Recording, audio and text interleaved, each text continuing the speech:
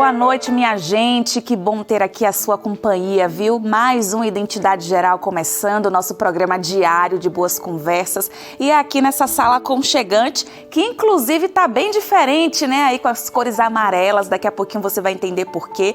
Mas é aqui que a gente recebe os nossos convidados, que compartilham suas histórias, que nos fazem refletir sobre várias questões importantes e sempre nos ensinam grandes lições. A gente tá sempre por aqui de segunda a sexta, tá bom? Às 11h30 da noite, e você pode nos acompanhar também pelo ntplay.com e pelo canal do YouTube da Rede Novo Tempo de Comunicação. Então, perdeu algum episódio, algum programa, corre nessas duas plataformas. Lá você consegue assistir esses episódios anteriores e pode também compartilhar com outras pessoas. Essa semana a gente direcionou a nossa conversa para assuntos relacionados à saúde mental. Afinal, estamos no Setembro Amarelo, por isso até que a decoração está um pouquinho diferente. E esse é o mês em que há um incentivo a mais para conversas e debates relacionados às questões emocionais. E hoje, na semana especial de saúde emocional aqui da Rede Novo Tempo de Comunicação, a gente vai falar sobre a síndrome do pânico e o burnout. Teremos aqui uma convidada que vai compartilhar com a gente como foi se deparar com esses diagnósticos no auge da vida profissional, olha só. A gente também vai ter aqui um psicólogo que vai nos esclarecer mais sobre essas síndromes emocionais. Então fique com a gente, daqui a pouquinho, em 30 segundos, estamos de volta com mais Identidade Geral.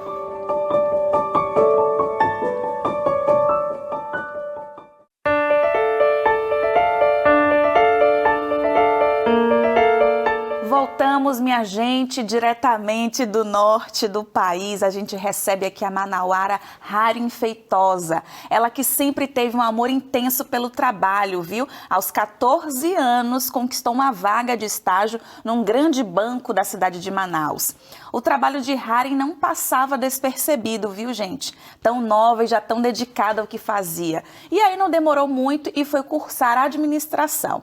De estagiária, passou para mais nova contratada de um outro banco. Harin agora fazia parte do rol de colaboradores efetivos. E se não bastasse, Harin frequentemente era promovida. Foi da função de como posso te ajudar, lembram? Daquela camisetinha, para gerente de clientes e investidores. Assim, ela vivenciou um salto grande na carreira dos sonhos, com viagens internacionais, reconhecimento dos chefes. A entrega ao trabalho foi tanta que Harin não se via fora do ambiente bancário. Assuntos pessoais quem resolvia era a família. Ela mesma não tinha mais tempo para isso. Até que numa noite, Harin acordou com palpitações no coração, suando frio, cansada, com a adrenalina lá em cima, a ponto de desejar sair correndo da cama para bem longe. A conta do trabalho em excesso chegou, né? Pouco descanso, cobrança excessiva e chegou cobrando alto, crise de pânico, depressão, burnout. Esse foi o diagnóstico dado pelos médicos. E Harin hoje está aqui, frente a frente comigo, para contar um pouquinho mais sobre essa fase da vida dela, como lidou com esse turbilhão de emoções, a desistência de um emprego estável, né, Harin? Sim. E como conseguiu, inclusive, enxergar em meio ao caos a possibilidade de ter o seu próprio negócio e assim resgatar um sonho antigo lá da infância. É sobre isso que a gente vai conversar hoje e eu te agradeço demais a sua participação aqui com a gente, viu? Eu que agradeço, muito feliz de estar aqui na Novo Tempo falando de um assunto tão importante para mim, né, que mudou minha vida, aconteceu comigo e ainda é um tabu e pode ajudar muitas pessoas. Parabéns pela iniciativa. A gente que agradece por você se colocar à disposição para nos ajudar nessa empreitada. Claro. Realmente, como você falou, é um assunto muito importante e que acomete muito mais gente do que o que a gente imagina, né? Então a gente precisa falar mesmo. Sim. Eu já queria começar aqui, 14 anos, Harin, já trabalhando, correndo atrás, foi num estágio de menor aprendiz? Isso, exatamente. Como foi que você fez? Que trabalho que era? Eu comecei como estagiária na Caixa Econômica, né? Na verdade, o amor, como você falou, o amor pelo trabalho era algo que eu sonhava em trabalhar. Então, aos 14 anos eu estava realizando um sonho. Meus pais sempre foram muito trabalhadores e eu estava realizando um sonho ali com essa vaga, né, de estágio no banco. E eu segui nessa carreira desenfreadamente, sem saber o que isso poderia me causar, né? E aí você conseguiu uma ascensão relativamente rápida, Sim. né? Nesse auge da carreira, como que era a sua rotina? Muita coisa, muita demanda, sua Sim. carga horária? Não, a carga horária oficialmente era uma, né? Mas sempre buscando, como trabalha com metas, né? Em bancos trabalhamos com metas. E carga horária ali você está buscando sempre o melhor, sempre um posicionamento melhor, sempre ultrapassar aquela meta, até porque também tem um retorno financeiro e você quer sempre mais e mais e mais. Então, a rotina desenfreada e eu acho que às vezes a gente coloca, o mundo coloca pra gente, né? Você pode ir além, você pode fazer mais e a gente acaba seguindo isso sem notar o autocuidado, sem notar a saúde, que a gente precisa realmente cuidar. E o quão isso está sendo prejudicial para a gente, né? A gente Sim, não percebe, não. a gente vai colocando para debaixo do tapete, Exatamente. jogando para depois. A gente comentou sobre uma noite que você teve aí palpitação, suou frio. Sim. Esse foi o primeiro episódio, assim, Foi. que te chamou a atenção, que você falou, nossa, Foi. tem alguma coisa acontecendo aqui. Foi. Na verdade, eu falo que eu pifei, né? O meu corpo me parou. Mas depois eu fui perceber que eu já tinha vários sinais durante uma vida inteira. Que sinais né? são esses? Por exemplo, eu tinha doenças psicossomáticas, doenças que não tinham explicação. Várias vezes eu tive labirintite e aí depois eu descobri que era nervosa, eu fiz um tratamento longo. Por um tempo eu tratei catarata, usava 4 colírios. Sério? Coisas sem explicação, sempre aconteciam ao longo da minha vida, dessa vida de 17 anos, que só quando aconteceu o burnout, quando eu paralisei, que eu olhei para trás e vi que o meu corpo já estava dando sinais. Né? E nessa noite foi algo realmente que eu não esperava. Eu apenas senti e que a minha irmã, pela manhã, eu explicando para ela o que tinha acontecido comigo, ela falou, olha, você teve uma crise de pânico. Como a gente estava, isso aconteceu na pandemia em 2020, ela teve algumas crises, ela não foi diagnosticada com síndrome, mas ela teve várias crises de pânico.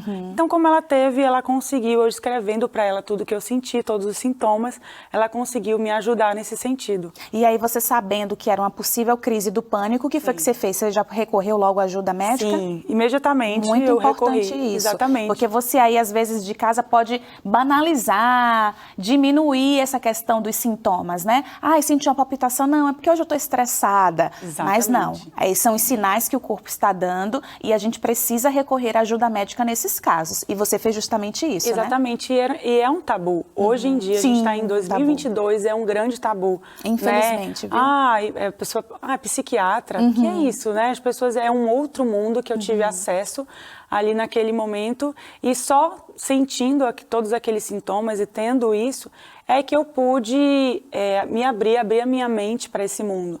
E graças a Deus que eu tive e hoje eu compreendo muito mais todo esse mundo que eu tive acesso e eu fui procurar um médico, fui procurar um psiquiatra, né? Legal. Comecei o medicamento, que é algo também que é um tabu, né? Nossa, tá tomando remédio controlado, né? E, enfim, 8 remédios naturais, tudo que tinha para fazer eu fiz, né? É muito importante também, eu acho importante citar, não se vitimizar, né? Não se acomodar, porque a doença, você já está com a doença. Eu sempre falo que é importante você, no meio daquele momento, você tem sempre uma pontinha de racionalidade. Porque quando você está doente, a minha percepção sobre o mundo era completamente diferente. Completamente diferente, eu via as coisas diferentes. Mas tem sempre uma pontinha de racionalidade. Então, nesse momento, para quem está passando por isso, é importante aproveitar essa pontinha de racionalidade e fazer alguma coisa por você. Então, com aquela pontinha de racionalidade que eu tinha e de saúde que eu tinha, eu pensava, eu preciso me tratar, eu preciso procurar um tratamento. Eu queria aproveitar aqui agora essa deixa sua, Harin, para chamar para essa conversa o Daniel Inácio, que é psicólogo clínico, psicoterapeuta, mestre em psicologia clínica e da saúde também. E ele vai compartilhar aqui com a gente o conhecimento dele, né, doutor Daniel? Boa noite, muito obrigada, viu, por você estar aqui com a gente também, nos ajudando nessa empreitada. A gente estava ouvindo aqui o depoimento da Harin e parece, né, ela contou que já tinham alguns sinais, mas o estopim foi numa noite em que ela sentiu palpitação, suor frio, queria sair da cama correndo. Como é que a gente pode identificar aí os primeiros sinais? De fato, eles começam de forma bem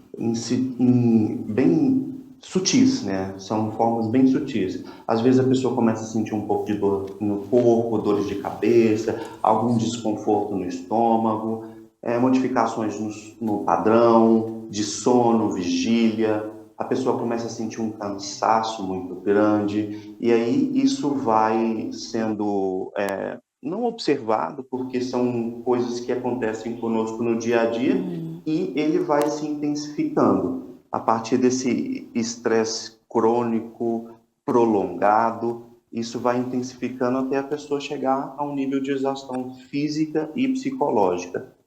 Doutor, explica pra gente como que a gente pode prevenir, né? Porque ninguém aqui quer, tenho certeza que quem está acompanhando o nosso programa, que é a Haren que passou por isso, ninguém quer passar por isso, não é verdade? Quais são as principais dicas de ouro para que a gente consiga prevenir o burnout ou outras questões emocionais também?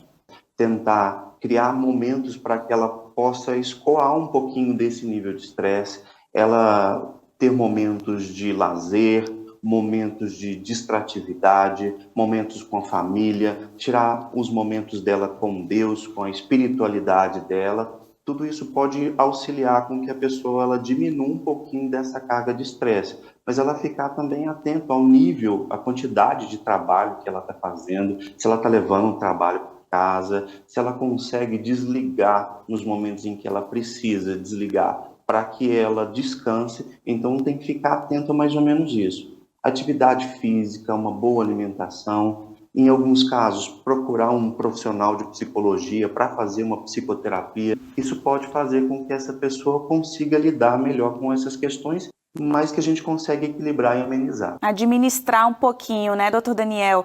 Olha, muito obrigada pela sua contribuição, pela sua ajuda. Eu espero que você aí de casa tenha anotado tudo isso, viu, minha gente? Atividade física, a gente tentar equilibrar a nossa carga horária, alimentação. O doutor falou aí sobre o seu momento com Deus, de você respirar fundo, entregar para ele as ansiedades, né? Ele mesmo disse isso na Bíblia. Então, que vocês possam ter qualidade de vida. Doutor, mais uma vez, muito obrigada, viu? E, minha gente, no próximo bloco, a Haren já começou a comentar sobre sua mudança de estilo de vida, né? Eu quero saber mais, Haren. Quero que você abra o jogo aí pra gente.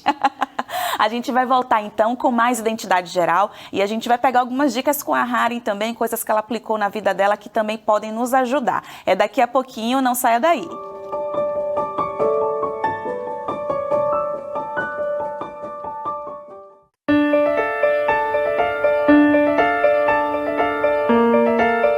Já estamos de volta. Hoje a gente deu início a uma semana especial aqui, a Semana da Saúde Mental, para a gente falar sobre assuntos que são tão importantes, né? O equilíbrio, a gente cuidar do nosso bem-estar emocional, mental, a gente discorrer aqui alguns temas importantes sobre ansiedade, depressão, quebrar alguns tabus. Foi algo que você falou, né? Foi muito importante esse seu depoimento, porque tem gente que ainda tem vergonha de dizer, poxa, eu tenho depressão, nossa, eu ainda preciso de uma ajuda do psiquiatra, do psicólogo. E tudo isso é muito normal. Se a gente tiver uma pressão alta, a gente não procura um médico? Se a gente tiver uma dor na coluna, a gente não procura um ortopedista? Por que a gente não vai procurar um médico quando é para tratar de saúde mental? A gente precisa cuidar de todos os pilares da nossa saúde, né? E, inclusive, Haren, aqui na TV Novo Tempo, na Rede Novo Tempo de Comunicação como um todo, a gente tem uma série de guias de estudo da Bíblia que mostram...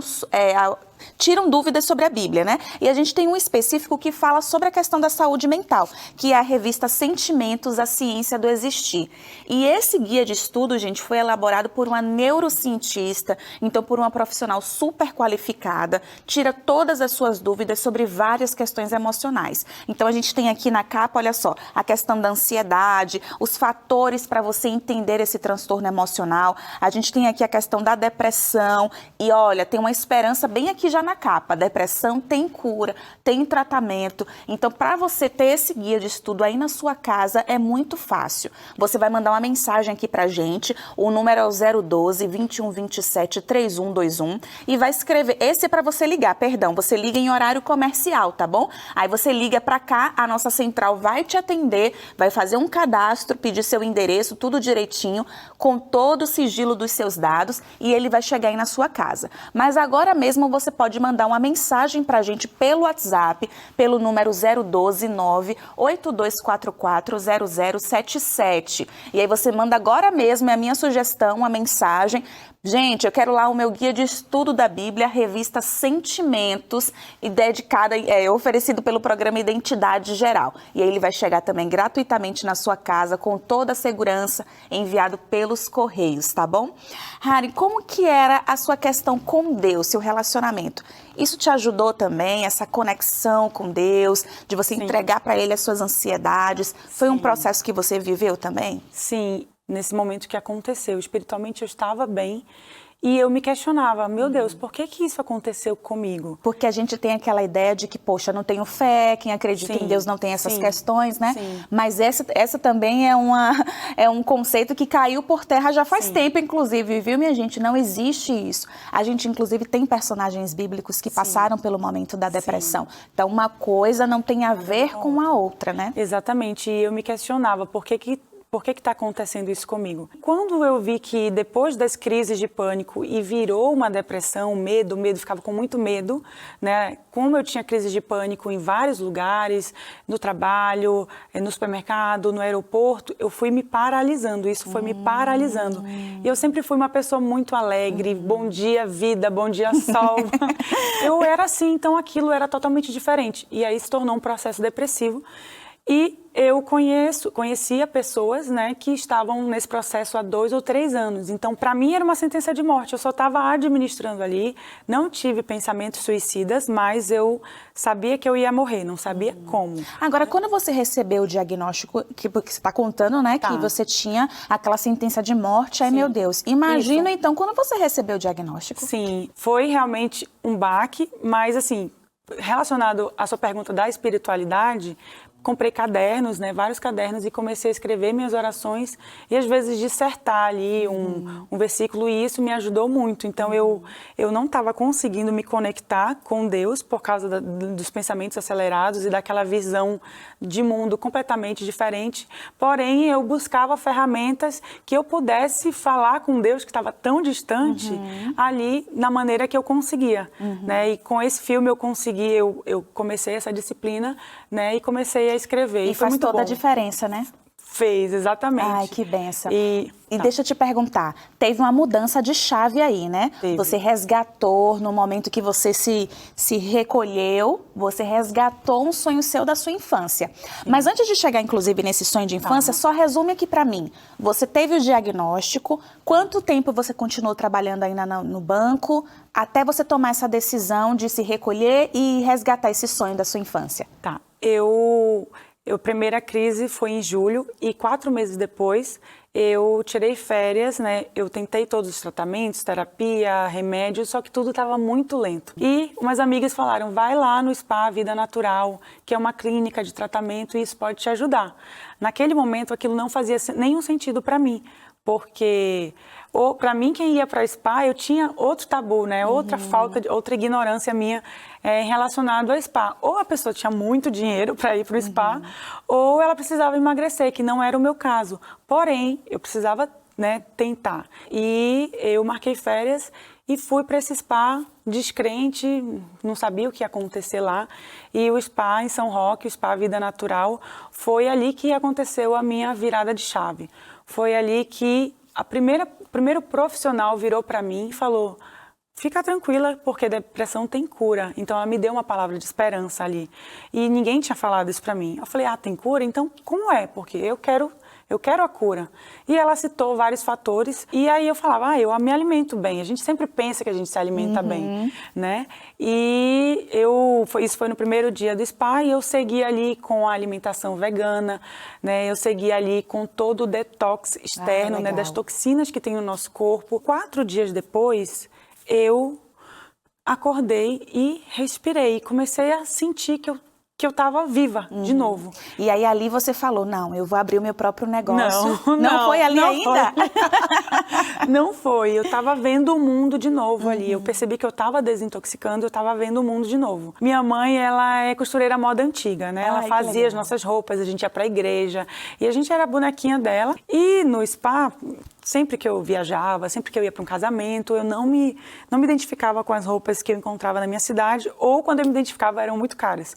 E eu recorria para minha mãe, mãe, faz assim, ela me dava um modelo, ou às vezes eu desenhava, e eu falei, mãe, vamos fazer um estilo hobby. E aí eu direcionei ela na roupa que eu queria, que era um kimono, né, mas que virava um vestido, que tinha uma faixa.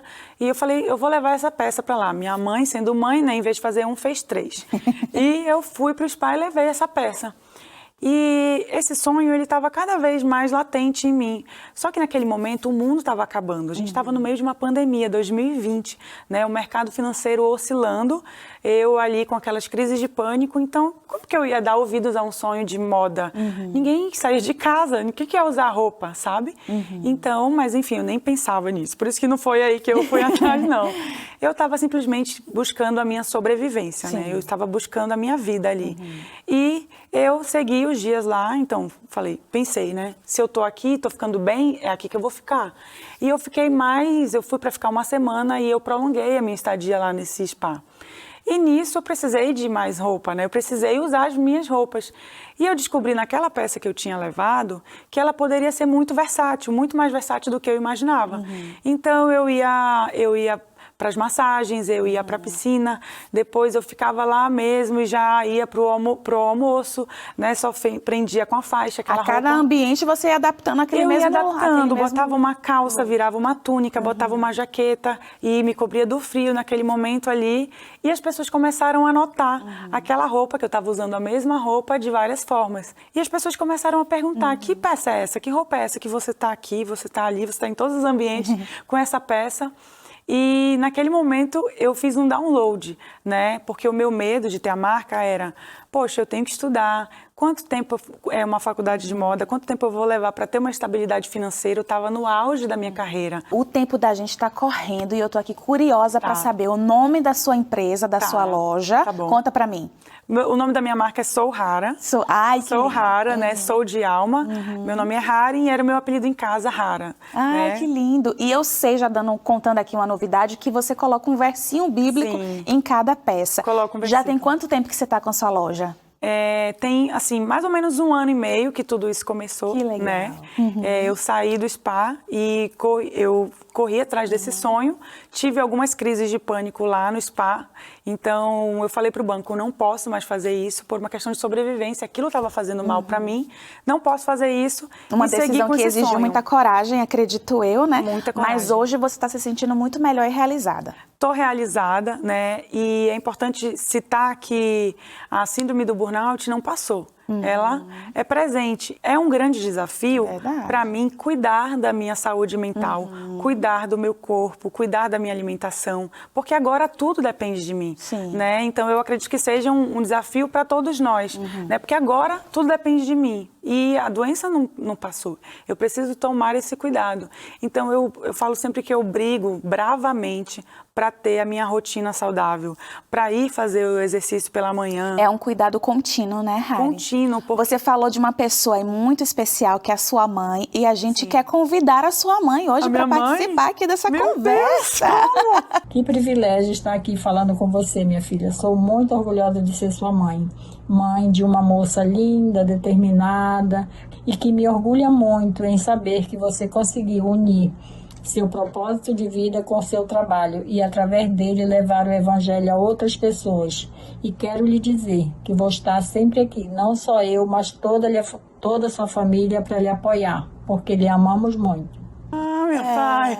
Que linda! Poxa, que bom, que surpresa boa. Obrigada. Pois é, como sua mãe falou, você é uma mulher muito corajosa. Obrigada. A coragem de reconhecer que você estava precisando de ajuda, de tomar uma decisão de sair de um emprego que você abraça desde os seus 14 anos. Coragem para empreender no meio de uma pandemia e coragem de expor que você teve essas questões emocionais. E sua exposição, eu tenho certeza que vai ajudar outras pessoas. Então, muito obrigada. Se eu pudesse resumir você em uma palavra, seria corajosa. Obrigada, obrigada.